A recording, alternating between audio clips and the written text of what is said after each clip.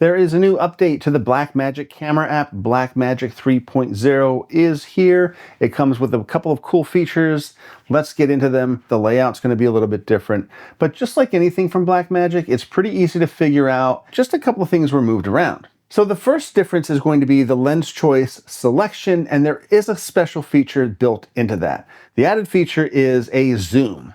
Now, people are calling it the Dolly zoom. Part of that is going to be on you to actually move it forward or out. So let's take a look at this zoom feature. So once you hit on the lens selection, you'll notice a little moving camera icon. When you tap on that, you get a ×1, ×2, ×4, ×8, and ×15. And that has to do with a smooth zoom. If you start on 1 and you hit record and then you hit ×4, it's going to zoom in. If you select ×4 and then hit record and hit ×1, it will zoom out. Now what this is allowing for is to do a dolly zoom motion. So if you're zooming in, you want to pull the phone out and away from what you're zooming in. It's a really smooth zoom in, so it should give you a really cool dolly zoom effect. But I also like that if you wanted to zoom in on something or zoom out, it's a pretty smooth function, and you can also control the speed at which the zoom happens. To access that, when you hit the Dolly camera icon, the first thing you'll see is the 1 second zoom. If you press on that, you can bump that up all the way to 10 seconds. You'll notice that the slate is no longer where it used to be. If you're looking at the phone, on the left-hand side, you'll see 3 dots. So the first function is going to be your presets. Underneath that is the slate, and that's the same design as it was before. And underneath that is remote control access. Remote control access is pretty cool because you can Bluetooth remote to other cameras depending on the camera's Bluetooth compatibility. Another change that they made is the location of the LUT, but there's a change within the LUT itself. So first, the location of the LUT is now underneath or to the right of, depending on how you're holding your phone, the stabilization mode.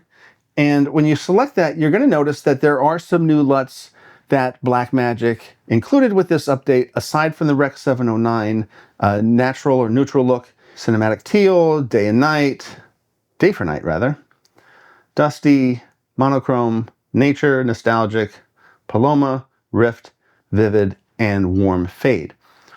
If you go into the settings menu and go under LUTs, you can add your own LUTs to be part of this lineup. You can also select record LUT to clip. If you don't have record LUT to clip selected, all the LUT is doing is showing you what that look is going to look like on your footage. It's not baking it into the footage, it's just for the sake of monitoring. The next change is going to have to do with the histogram. If you click on it, it will enlarge. You also have an opacity control for the enlarged histogram so that if you want to take a look at the image behind you while you're looking at the scopes, you can set that as well. You can also select 3 instant access function modes. Go into the settings menu. Go under function buttons. Now you'll notice there's F1, F2, and F3. So under there you have the option of doing a preset. Under presets, it's lens, frames per second, shutter, ISO, white balance. Under toggle, you have more settings like autofocus, exposure, white balance, zebras, focus assists, grids. I'm choosing false color for my F1. Now under F2, let's say, I typically shoot 24 frames per second, but in the instance that I want to record something in slow motion, I can change the frame rate. So I'll go into frames per second and select 60 frames per second for the F2 setting. And then for F3, if I want to use the exposure zebras. Once you set your function buttons, when you go back to the camera app itself, you'll notice you now have 3 dots on the right-hand side of the screen, and that's going to be whether you're in vertical or horizontal mode. That is where the F1, F2, and F3 instant access buttons are.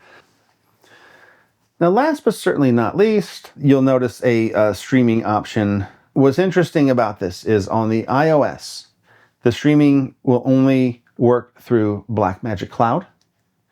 On an Android, however, you are given 3 options of streaming, which will be Twitch, Vimeo, and YouTube. Rumor has it that function will eventually be coming to iOS. I don't know, but as of now, as of the release of this update, the iOS will only do streaming through Blackmagic Cloud. I'm pretty excited about this update because I do use this app from time to time to record B-roll, being that some of the newer iPhones will shoot in ProRes and ProRes RAW, which you can now transcode and work with in the DaVinci Resolve 20.2 update. It gives you more controls than just your phone itself. One of the things I would highly recommend if you're going to be shooting on the Blackmagic Camera app is to get an ND filter for it. Your ISO can only go to, I believe, 50 on this, which in bright daylight is not going to be, you're going to need the ND.